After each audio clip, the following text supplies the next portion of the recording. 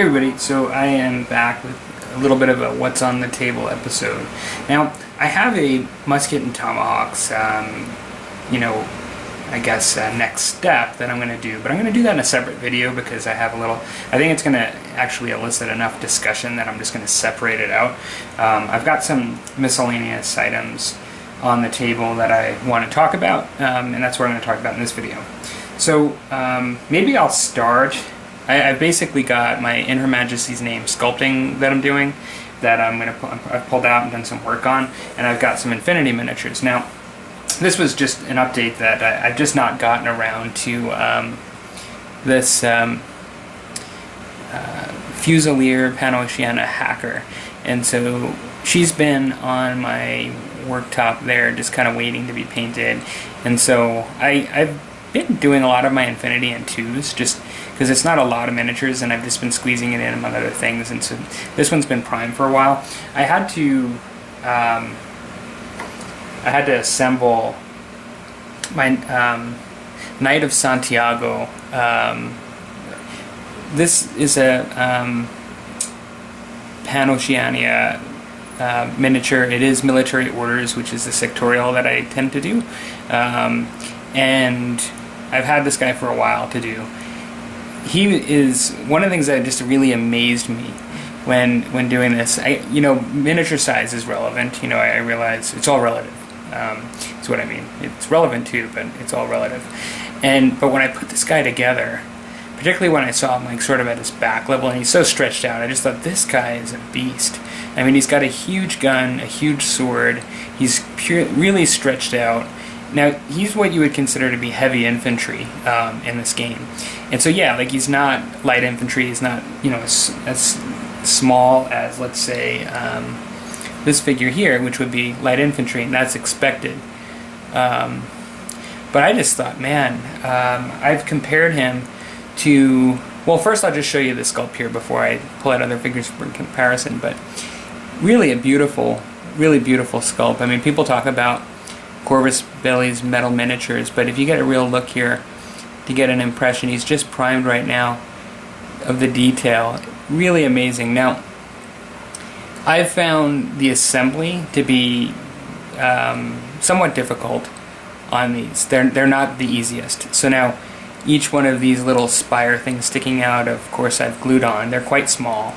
But the biggest thing with this guy is if you look at his foot, he's a significant size miniature, but I basically had to pin him and glue him, and so I've pinned him and green stuffed underneath to hold him up in this running pattern where he's on the ball of his foot, which I think is kind of cool now that I've done it. But when I first took him out, I thought, is this what everybody does? Is everybody essentially just pin this miniature as a given? Because I would not know how to keep this guy standing, leaning forward like this, with just the one foot bent forward like that, without pinning.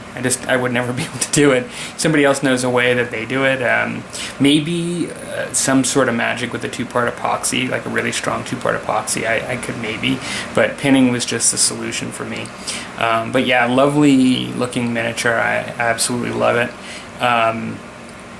To give you a perspective of other knights in his class and why I really, what came to mind is this guy's just a beast. When I saw him in comparison to other stuff that I have in his class, he just seemed like a beast. And so here he is, and let's give you a comparison here. Here is my painted Templar Knight next to him. Let's see how I can get a good view here of him stretched out, but these guys are the same, I'll put them closer so they're not one in the foreground and one in the background.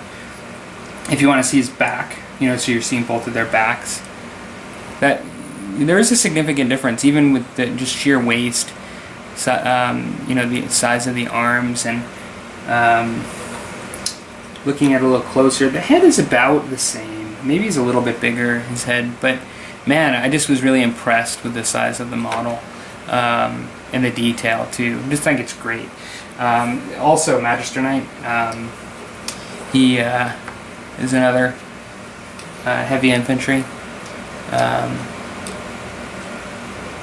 Let's see, put them next to each other here.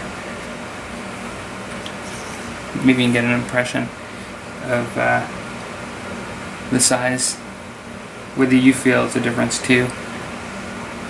I mean, some of it is definitely posed, but if you look at the width of the back, it just seems like he's just, you know, big, a little bit bigger. Now, in all honesty, like, I'm not saying that there's an error here, and I just watched a video the other day. I think it was Mini Wargaming actually did a video the other day, and it actually showed some models where they were sort of like mini tags, which tags are kind of like they're kind of like, I'll just call them a dreadnought for Infinity, but basically they're your walker, you know, kind of mechs. And they have these mini tags, and their stats are pretty similar to heavy infantry, is what they were saying on there, like these, but they're much bigger, right? And so, like, size does not have to be the same, even within the same scale. You know, you can be different and within the same class and stuff. But I thought it was a cool thing that it just looks so cool. For those of you that don't play Infinity, the thing that's really cool about this guy is he has a 360-degree visor. So he has a Spitfire, which is a great gun in Infinity, and he has a 360-degree visor. And so in a game where in order to respond to your opponent, the model has to be able to see them. He can see all directions, you know, around, because of the kind of technology he has. So it's kind of cool. Next thing is my steampunk In Her Majesty's Name model that I've been sculpting. I kind of picked this up again. He's not finished yet, but I've made some progress. Here he is here. I will throw up a quick image of what he was like when I bought him. So to recap, this is a Reaper Mini that I've converted. So here he is, original. And you've probably seen, if you follow the channel, that I added a steam fist, a top hat, I put on the cape. I believe I've showed that.